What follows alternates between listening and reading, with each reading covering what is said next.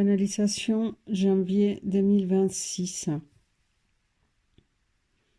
Nous sommes invités à faire un vœu concernant un souhait très profond, quelque chose qui nous manque, qu'on souhaite, mais pas dans l'essence du manque, mais dans l'essence de l'accomplissement, de l'abondance, de l'amour de soi.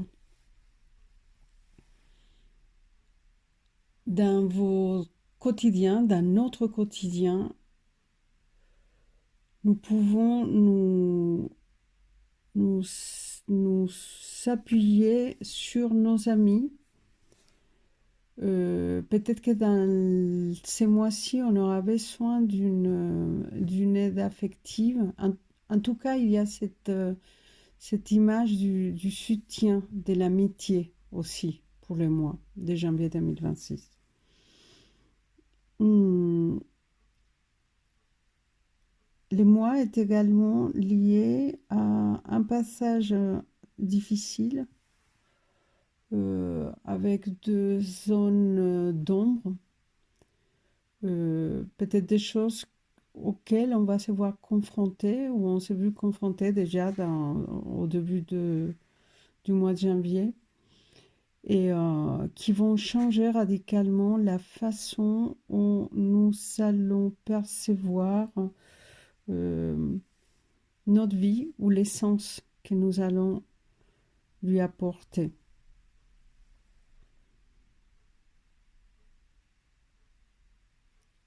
La notion d'un contrat d'âme ou d'une promesse faite à vous-même revient et elle revient depuis un moment. Il y a quelque chose que nous devons regarder, auquel nous devons faire attention.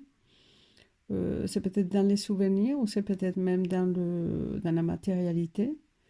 Mais il y a soit une convention, un contrat, il y a quelque chose de signé.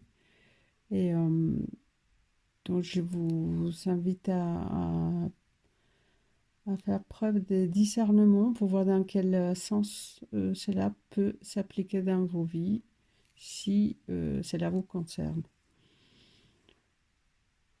Cette nouvelle vision de la vie dont je parlais, l'image, les sentiments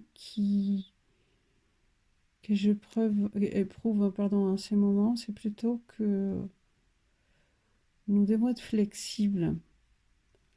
Nous devons être flexibles. La vie, elle n'est pas figée.